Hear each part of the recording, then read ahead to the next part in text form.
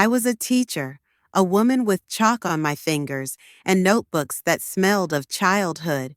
My kingdom was a classroom with peeling walls and the eyes of children too tired to dream.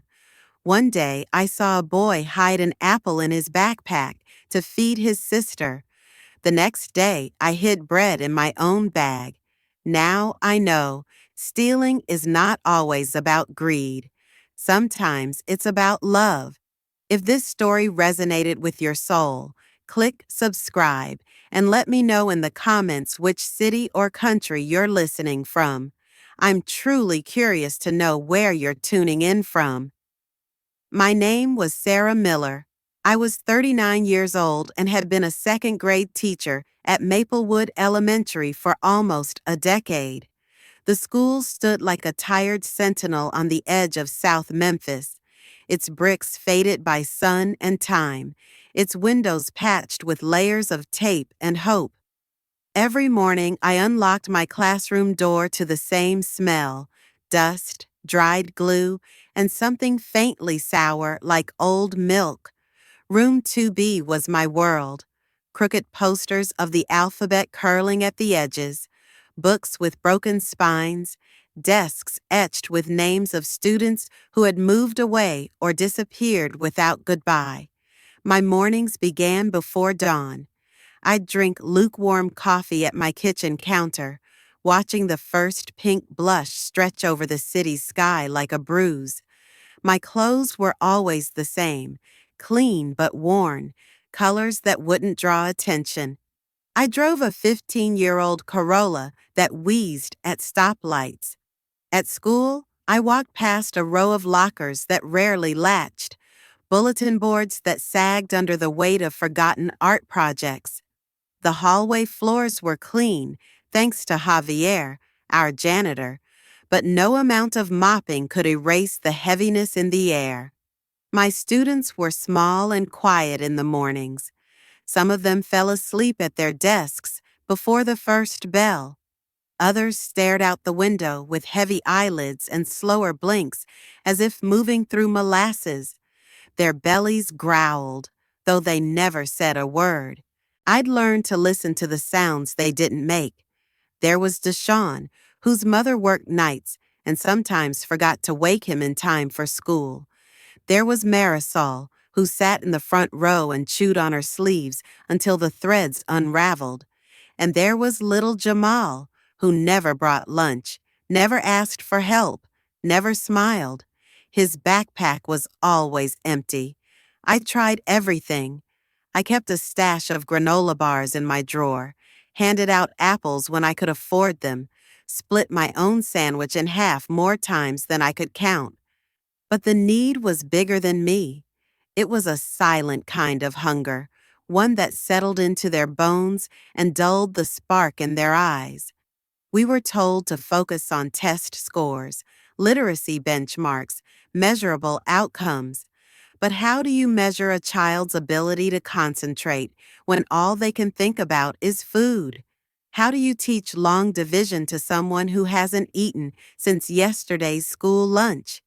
Each day, I stood at the front of the class with my dry erase marker and my lesson plans, performing a quiet theater. I spoke about compound words and fractions, about the life cycle of a butterfly, while watching heads bob with exhaustion. I repeated myself 3, 4, 5 times, pausing to let someone wipe away a tear, to wait for a child to wake up, to clean up a spilled carton of milk that someone had tried to slip into their backpack unnoticed. Sometimes I wondered if I was helping at all, if my presence made any difference in a world that seemed so determined to swallow these children whole. They came to school in second-hand shoes, with empty lunchboxes and eyes older than their years. I wasn't their savior. I was barely keeping them afloat. The school counselor came once a week. Her office was a converted supply closet. The nurse had one drawer of Band-Aids and a thermometer that barely worked. And still, we were expected to be everything: teacher, parent, therapist, guardian. There were days I sat in my car after school, gripping the steering wheel, unable to start the engine, not because I was tired, though I was, but because I was overwhelmed by the knowing that I would go home to a warm meal and a roof over my head, while half my students wouldn't. We had a phrase we used in staff meetings: at risk. At risk for what? Hunger? Violence? Being forgotten? I began to hate the term. It made their pain sound like a statistic. My kids weren't data points. They were breathing, bleeding, breaking in ways no test could ever capture. There was a day, early December, right before winter break, when I walked into the classroom and found Mia curled under her desk. She was 8. She said it was warmer down there. I covered her with my coat and let her stay. That afternoon, she drew a picture of a table filled with food, a family with hands held in prayer. Underneath, she wrote, "I want this." That night, I couldn't sleep. I lay in bed, staring at the ceiling, listening to the hum of the heater. The silence was loud with the things I couldn't fix. I thought about how we'd asked the PTA for snack donations and received a single box of cereal. I thought about how the vending machine in the teacher's lounge had more food than some of my students' homes. I thought about Jamal's hollow cheeks, Marisol's bitten sleeves, Mia's drawing, and I thought about the grocery store 2 blocks from my apartment, how easy it was to walk in, how easy it was to walk out. Something shifted in me that night, a quiet crack in the foundation. I still believed in right and wrong. I still wore my teacher badge with pride. But I also knew, with a kind of bone-deep certainty, that the rules were written by people who had never seen a child faint from hunger. The next morning, I stood before my class as I always did, holding a whiteboard marker, reciting spelling words. But behind my voice was a storm, low and slow and growing. I didn't know then what I would do, only that I couldn't keep doing nothing. Not when so many small stomachs were rumbling. Not when the lessons I taught were being lost to the sound of hunger. Not when children were falling asleep in front of me. Kids who deserved better than a world that saw them as numbers on a page. I was their teacher, and soon I would be something else. It happened on a Thursday. Cold, gray, the kind of morning where the sun refuses to show its face. I remember because I wore my old wool coat with the missing button, and the wind slipped through the space like fingers tapping against my ribs. That morning, I found a note in my desk drawer. It was written in pencil on lined notebook paper, letters big and uneven. "Miss Miller, can I please have more crackers tomorrow? For my sister, too. She didn't eat nothing again." I folded it carefully and placed it in my pocket, but the words stayed loud in my chest. They echoed with every step I took through the school hallway, with every smile I forced at the front of the classroom. I handed out flashcards while wondering what it felt like to sleep next to an empty stomach. I collected homework sheets while imagining a little girl in the same apartment as one of my students, curled beneath a blanket that didn't warm her, listening to a silence made heavier by hunger. After dismissal, I didn't go home. I told myself I was just stopping by the grocery store to pick up eggs and bread, but I had no list, no basket, no real plan. I wandered the aisles like someone who had lost something. I passed rows of cereal boxes in bright colors, fruit that smelled like summer, jars of peanut butter lined up like soldiers. And then I turned a corner and saw it. Apples on sale, shiny and red like ornaments, piled high in a wooden crate. My hand hovered above them before pulling back. I felt it then, a flicker of shame, not for what I was thinking of doing, but for hesitating. The store was mostly empty. A cashier hummed behind the counter, her nails painted chipped gold. An older man pushed a cart near the dairy section, comparing brands of milk. No one looked at me. I walked slowly, picking up a bag of apples. I tucked it under my arm and wandered further. I found a sleeve of crackers, a pack of string cheese, a small loaf of wheat bread. My hands moved faster than my thoughts. I slipped the items into my oversized tote bag one by one, arranging them beneath a folder of lesson plans and a worn paperback book. My heart beat in my throat. My breath came shallow. At the automatic doors, the cold air greeted me like an accomplice. I stepped outside and waited for someone to yell, to call me back, to shame me in front of the store window. But no one did. The world kept moving. A woman pushed a stroller past me. A teenager laughed into her phone. The clouds remained still, and I walked away. In the car, I sat motionless for several minutes. I stared at the steering wheel, my hands trembling slightly, not from guilt, but from adrenaline. I had done it. I had stolen, not by mistake, not on impulse. I had made a choice, a deliberate, clear-eyed decision. And I didn't feel like a criminal.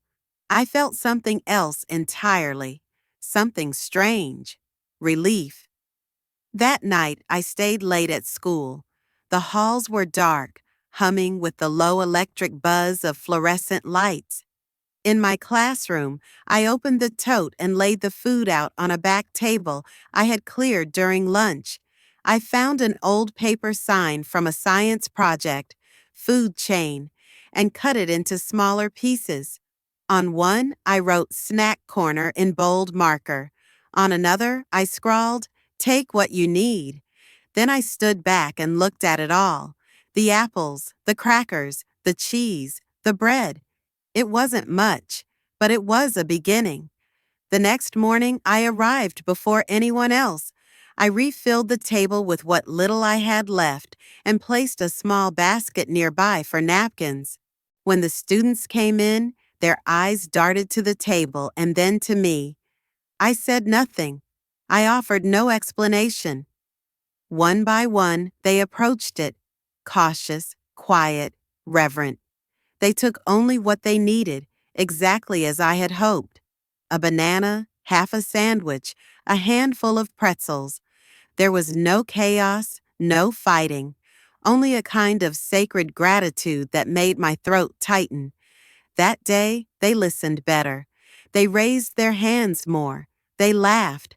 I saw color return to their cheeks, saw them sit up straighter, breathe a little deeper, and I knew I would do it again.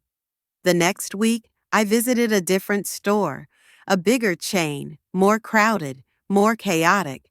The risk felt larger, but so did the reward. I added applesauce cups, granola bars, small cartons of juice. I got bolder, moving faster through the aisles, learning the blind spots between the security cameras. I began to choose stores based on layout, noise level, how distracted the staff seemed. It became a part of my routine, an invisible job I never put on my resume. I told no one, not my sister, not my principal, not the few friends I still met for coffee once a month. I lived in two worlds, the visible one, where I was the tired teacher with a quiet smile, and the hidden one, where I stuffed my purse with groceries and whispered apologies to the universe as I walked out the door. I justified it every day. These kids, I told myself, deserved a chance. If no one else would give it to them, I would. If the system failed them, I wouldn't. I began using my own money when I could, but it wasn't enough. It was never enough. And the stealing, at first a tremor, grew into a rhythm. Sometimes I dreamed of getting caught, not out of fear, but as a kind of release. The weight of secrecy pressed against my chest like a stone. And yet, every time I thought of stopping, I remembered the note in my drawer. I remembered the eyes of a little girl who didn't know where her next meal was coming from. I remembered the look on a boy's face when he tasted warm bread for the first time in days. I had crossed a line, quietly, without fanfare, without drama. One day, I was someone who believed in the law. The next, I was someone who broke it for a reason I believed in more. And that reason had a name, and a face, and a hunger I could no longer ignore. I didn't feel like a thief. I felt like someone who had finally stopped pretending the rules were fair. It started to feel like a second life, not the kind you build online or dream about in passing, but one stitched together in silence and secrecy, behind closed doors and cautious glances. Room 12B, once just a tired classroom with chipped linoleum and humming fluorescents, became something else entirely. It became a place of small miracles, hidden rituals, and quiet defiance. Each morning, before the first bus rumbled down the block, I unlocked the side entrance with the key only the janitor and I used. My hands worked fast, methodical, removing the zippered plastic bags from my coat lining, from my tote bag, sometimes even from my boots. Crackers wrapped in napkins, string cheese buried in notebooks, peanut butter sandwiches pressed flat between folders. I moved through the room like a stagehand in a play that could never be seen, arranging food on the low shelf near the back wall, beside the classroom library that no one read from anymore. I didn't call it anything out loud, not for weeks, but in my head I began to think of it as the pantry, my pantry, their pantry. I kept it simple, no labels, no rules. I left a small sign made from a folded index card. Take what you need, always. The handwriting was mine, but the voice felt like all of us, me, the children, the voices of teachers who had left this school before me, tired and unheard. It didn't take long for the children to notice. At first, they hovered, wide-eyed and hesitant, casting nervous glances at me as if waiting for the catch. When none came, they approached the shelf like pilgrims, one careful step at a time. A granola bar disappeared, a carton of apple juice, a hard-boiled egg I'd smuggled in a paper towel. No one ever took more than one thing. No one ever asked for permission. They understood instinctively what adults never seem to grasp, that dignity lives in the details. A full belly means more than calories. It means being seen. It means someone cares. Soon it became a rhythm, a ritual. Some of them arrived early just to help me set it up. Little hands folding napkins, placing bananas in neat rows, stacking crackers into towers before knocking them over with shy giggles. The room, once full of sluggishness and sighs, grew louder with energy, not the wild kind, but something softer, warmer, more alert eyes, more questions, fewer meltdowns. I watched as Mia began to smile again, her sleeves no longer chewed down to threads. I saw DeAndre finish an entire worksheet without laying his head on the desk halfway through. I saw tiny changes that weren't measurable by test scores, but spoke louder than numbers ever could. I started leaving notes beside the food, little messages scribbled on sticky pads. You are strong. You are not alone. You matter. No signatures, just words. I slipped them into pockets and lunch bags when no one was looking. It wasn't just the food, it was the message beneath it, quiet but persistent. You are worth caring for. Outside that room, the world hadn't changed. The hallways still echoed with broken lockers and ignored cries. The staff meeting still discussed data points while the copier jammed for the third time that week. But inside 12B, we were building something real, something no one else could see. I became careful, more so with every passing week. I started rotating the stores I visited. I changed my route home. I paid for some things to distract from the others I didn't. My closet filled with canvas bags and oversized jackets with deep pockets. I learned how to move with purpose, how to stay invisible even while being watched. The weight of it settled into my bones slowly. Not heavy, not crushing, just constant.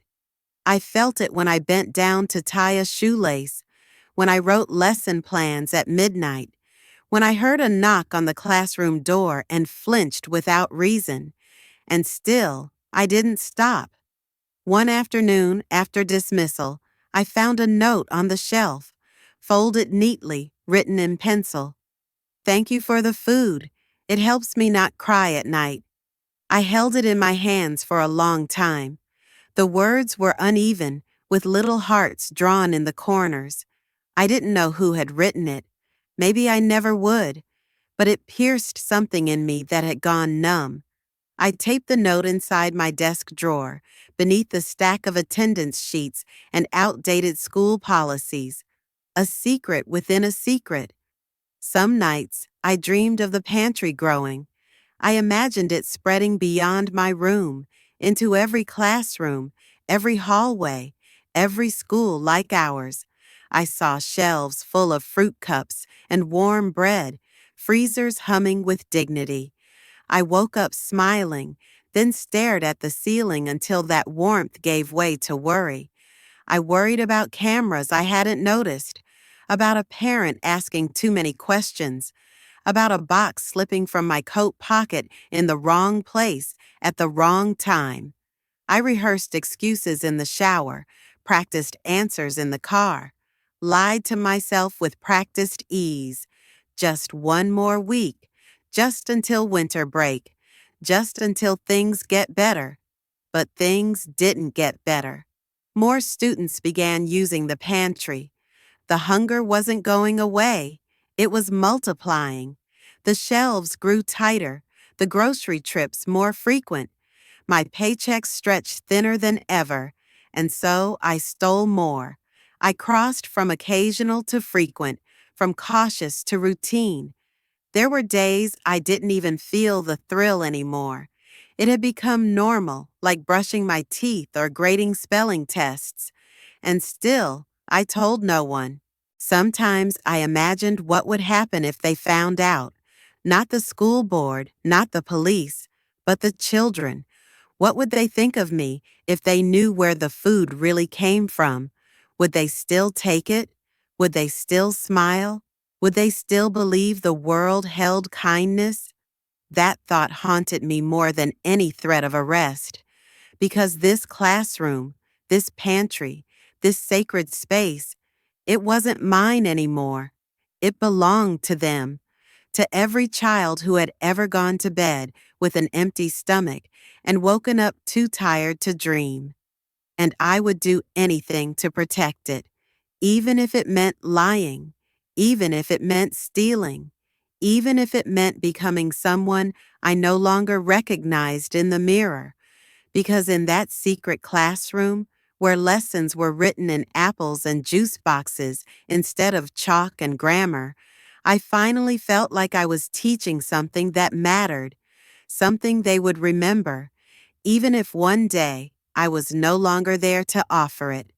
The beginning of the end came on a Monday. It had rained the night before, a soft, misty kind of rain that clung to windows and left the pavement slick and shining. I arrived at school early, as usual, my coat heavy with the weight of food tucked into every available space, juice boxes under my arm, snack packs in my side pockets, a loaf of bread pressed flat beneath my grade book. The building was still sleeping. The halls echoed with nothing but the buzz of ceiling lights and the soft shuffle of my shoes. I moved through my morning routine with practiced ease. Unlock the cabinet, line up the food, tuck the napkins into the small wicker basket, straighten the sign. Take what you need, always. That day, I had even brought tiny tangerines, bright and fragrant, like small suns in my hands. I remember thinking how beautiful they looked, sitting in a cracked plastic bowl beside the shelf, a feast for the eyes before anything touched the tongue. When the first bell rang, the room filled with the familiar rustle of backpacks, the screech of chair legs against tile, the murmured greetings exchanged between sleepy mouths. As always, their eyes flicked toward the pantry, quiet and quick, and as always, I gave a small nod. That silent permission had become its own kind of language. The morning passed slowly. A reading circle about frogs, a spelling quiz, a moment where I had to break up a shoving match over a pencil that belonged to no one. At lunch, I stayed in the classroom to grade papers. The halls buzzed with the usual chaos of cafeteria time, trays clattering, voices bouncing off lockers, a whistle echoing from the gym. I didn't hear the knock at first. It came again, firmer this time. I opened the door to find Mr. Whitaker standing there. He was new, assistant principal, young, pressed, and too eager. The kind of man who measured things with clipboards and had a talent for saying words like efficiency and compliance without blinking. His tie was always straight, his shoes always loud. The kind of man who believed systems worked because they were written down on paper. He smiled, not unkindly, but his eyes were already moving past me, scanning the room. He stepped inside. I watched as his gaze settled on the back corner, the shelf, the food, the small stack of handwritten notes I hadn't yet cleaned up. His brow lifted. Just a little. "What's all this?" he asked. I lied. Not instinctively, but calmly. I told him it was part of a class project, something about nutrition, maybe community care. He nodded slowly, his mouth forming a thin line. He didn't say much else, just stood there, staring a moment too long, before leaving with a curt, "Carry on." But I knew something had shifted. That night, I didn't sleep. I sat on the floor of my living room with a half glass of wine I didn't touch, my hands wrapped around my knees like I could keep myself from unraveling. I replayed the visit over and over again. His eyes, his silence, the way he'd paused by the tangerines. I told myself it would pass, that he would forget, that he had bigger things to worry about. But the next day, he returned, this time with the principal. They didn't knock. They walked in during morning reading time, their expressions scrubbed clean of emotion, and stood at the back of the room while I read aloud from a picture book about rainforests. My voice wavered, my hands trembled. I could feel the heat rising behind my ears. The students glanced between us, sensing the disturbance, like deer catching the scent of something foreign on the wind. When reading time ended, the principal asked if they could borrow me for a minute. I followed them down the hall like a child being marched to the office. My stomach was a pit of glass and gravel. In the conference room, they closed the door. There were photos, grainy stills from a security camera, me at a grocery store checkout, slipping a sleeve of granola bars into my coat pocket. Another of me walking past the registers, eyes lowered, coat bulging slightly at the hem. They said someone had reported missing inventory, that there had been a pattern, that they had matched the timestamps with school records, verified the bags I carried in, the frequency of my visits. I opened my mouth to speak, but nothing came out. I looked down at my hands instead, calloused, ink-stained, shaking. I didn't deny it. I told them the truth, or most of it, that the food was for the students, that they were hungry, that no one else was doing anything, that I had tried, at first, to do it the right way, requests to the district, emails unanswered, grant applications rejected, that it was never about me, that I never took anything home, that I never sold a single thing. They listened, but their faces didn't change. Words like theft, misconduct, liability, consequences, they floated in the air, sterile and sharp. The next hour was a blur. I signed a suspension letter. They took my school keys.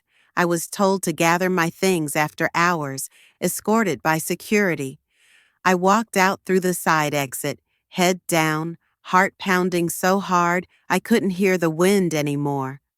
I drove home in silence, no radio, no tears, just the endless turning of the wheels beneath me, carrying me farther from the only place I had ever felt necessary.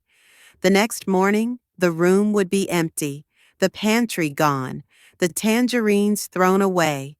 The children would find a sign that said, "Room reassigned. Please report to 3A." There would be no explanations, no answers, just a hole where something had quietly bloomed. And somewhere down the line, someone would ask what happened to Miss Miller, and no one would quite know what to say. But I knew. The truth had walked into my classroom in a pressed suit and polished shoes. It had seen the food, the kindness, the desperation, and it had called it a violation because it was easier to punish one woman than to admit the system was starving its children. That was the day I learned the real lesson, not the kind they write in curriculum guides, not the kind you test with Scantron sheets, the kind that breaks you open, the kind that stays. The first thing I noticed was the cold, not just the temperature of the air, which clung to my skin like wet laundry, but the kind of cold that settles into your bones and makes a home there. It lived in the silence between footsteps, in the echo of keys jangling down a concrete hallway. It lived in the breath of the guard who didn't meet my eyes as she led me down the corridor. It lived in the moment the steel door slammed shut behind me, and I realized I would never again hear the morning bell that had once ruled my life. I was no longer Miss Miller, no longer a teacher, no longer even Sarah, not really. I was a number now, an intake form, a body in a jumpsuit, shoes without laces, a mattress without a sheet. The room I was assigned to had 2 bunk beds and one narrow window that didn't open. My cellmate was a woman named Trina, who had been inside for 9 years and spoke only when necessary. She stared at me when I arrived and then rolled over to face the wall. That was our introduction. Time moved differently inside. It didn't flow so much as throb, like a bruise. Days were measured in lines. Line up for breakfast, line up for meds, line up for count, line up for dinner. The in-between was a haze of shouts from other cells, the rattle of mop buckets, the clatter of trays. I lost track of dates within the first 2 weeks. The calendar became useless. Nothing marked the difference between Tuesday and Thursday. Only the menu rotated slightly, cruelly. Oatmeal one day, soggy toast the next. Always lukewarm, always flavorless, always handed to you without eye contact. I was assigned to kitchen duty after my 3rd week. They said it was because I had no disciplinary marks and could follow instructions. I suspected it was also because they knew I had been a teacher. And there was something poetic in the idea of a woman who once fed children with stolen granola bars, now ladling out government-issued stew in a cinder block cafeteria. My shift started before sunrise. I woke to darkness, dressed in silence, and walked single file with 5 other women down to the cafeteria. We scrubbed the tables first, dragging sour-smelling rags over scratched plastic. Then we set out the trays, lined up the spoons, prepared for the flood of bodies that would pour in at exactly 7:05. When the doors opened, the noise swallowed everything. Metal clanged, shoes scuffed, voices rose, low and rough, like gravel under tires. They moved in packs, heads down, hands ready. No one smiled, no one laughed. The food line was sacred and brutal. You moved fast or you didn't eat. I stood behind the serving station, my hands wrapped in thin plastic gloves, my face numb. I scooped mush onto trays, grits, gray beans, cubes of meat that barely held shape. I avoided the women's eyes, not because I didn't want to see them, but because I was afraid they would see through me, that they would see who I had been, that they would know. But they didn't care. I wasn't special here. I wasn't unique. I was just another woman with a number and a crime and a sentence. Still, I found comfort in the work. It gave my hands something to do, gave my thoughts something to rest against. The repetition soothed me. Scoop, slide, nod. Scoop, slide, nod. It became a rhythm, a strange, sad choreography. One morning, a woman stepped up to my station and muttered something about the food being cold. Her eyes were sharp, her jaw clenched. I apologized automatically before I remembered where I was. She stared at me for a long second and said, "You talk like a teacher." Then she took her tray and walked away. I stood there, stunned. I hadn't heard that word in weeks. That night, I couldn't sleep. I lay on my bunk and stared at the ceiling, tracing cracks in the paint with my eyes. I tried to remember the sound of children's voices, the way my name had once echoed through a hallway. Miss Miller, Miss Miller. It sounded so distant now, like a song I used to know by heart, but had forgotten the lyrics to. Over time, I started doing little things in the cafeteria. I saved extra fruit cups for the older women who couldn't chew well. I cut sandwiches into smaller pieces for the ones with missing teeth. I wiped down trays a second time when no one was looking. It wasn't much, but it gave me purpose, even if no one noticed. One day, I saw a younger woman crying quietly at a corner table. Her tray sat untouched in front of her. She couldn't have been more than 20. I recognized that look, vacant, sunken, starved in a way that had nothing to do with food. After my shift ended, I wrapped a piece of cornbread in a napkin and slipped it into her hand when no one was watching. She didn't speak, just nodded once. The next morning, there was a folded piece of paper on my bunk. It was torn from a composition notebook written in pencil. "Thank you. I thought I was invisible." I kept that note in my pocket for weeks. Something began to shift after that. Not outside. The guards were still indifferent. The food still gray. The system still blind. But inside, among the women, something softened. They started to nod at me in the hallway. One asked if I'd been a teacher. Another asked if I could help her write a letter to her daughter. I said yes. She cried when I read it back to her.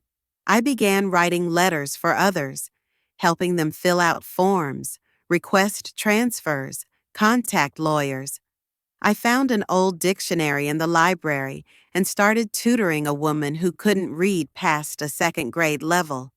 We sat in the corner of the cafeteria during cleanup time, whispering letters and sounding out words while the mop buckets rolled past us. It wasn't a classroom. There were no chalkboards, no stickers, no gold stars. But it was something. And for a few minutes each day, I felt almost human again. Still, the silence remained.